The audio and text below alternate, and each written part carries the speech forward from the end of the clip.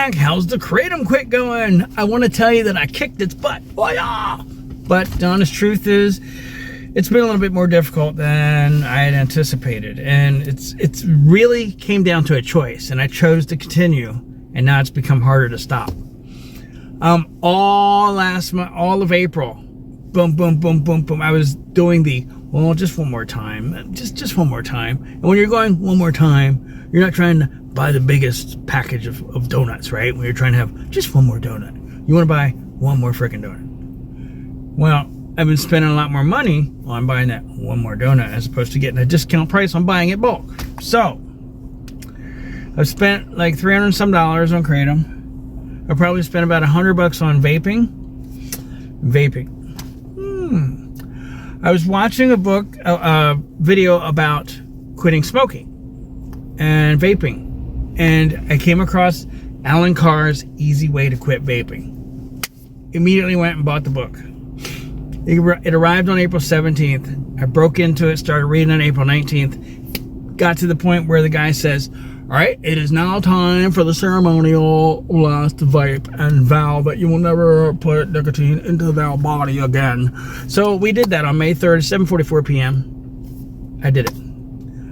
The reason I chose to go for the nicotine is because nicotine's been there since 1993 when I thought, I'm getting ready to be a grown-up now, so I'm going to smoke some weed. And then I'm going to cover it up because I'm going to go to school smelling like that. No, I'm going to smell like a cigarette. That way people just think I'm smoking cigarettes.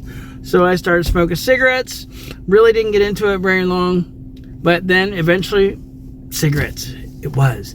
That one's been there with me since 1993. 20 years I smoked cigarettes. And from 2013 to 2023, vaping. So 30 years. And I'm 49.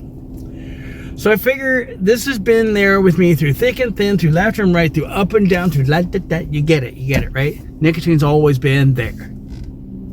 Never been able to kick it.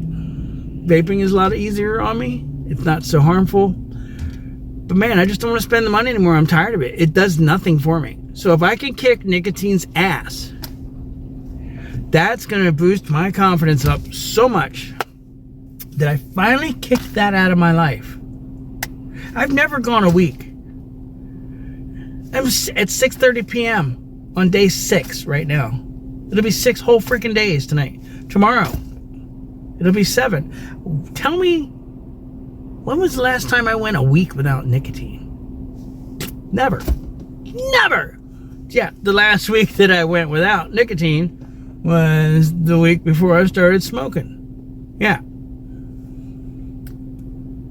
So I just want to say that this book just changed my mindset, man. I just had faith in it, and I just listened to what the guy said. He said, don't quit vaping, continue to vape. I want you to focus on this book because you're going to be distracted by wanting a vape. So you're not going to get the most out of this book. So keep on vaping, and when I get to the right point, don't worry, I will tell you when it's time for you to stop. And you'll be a happy non-vapor from that point on. So I'm doing it. That's where I'm at with the Kratom quit. It actually turned into a nicotine quit. A little twist in the plot here. So I hope that somebody else out there goes and checks out the Easy Way to Quit Vaping. Or it was a quick read. It was 254 pages by the time I got to the point where he said, stop vaping. And I haven't smoked ever since. So take a peek at it. I'm going to try to use it to quit everything else, like the whole concept, the way he explained it to me, the philosophy. Anyway, I'm past the 4-minute mark. Thanks for watching. Talk to you later.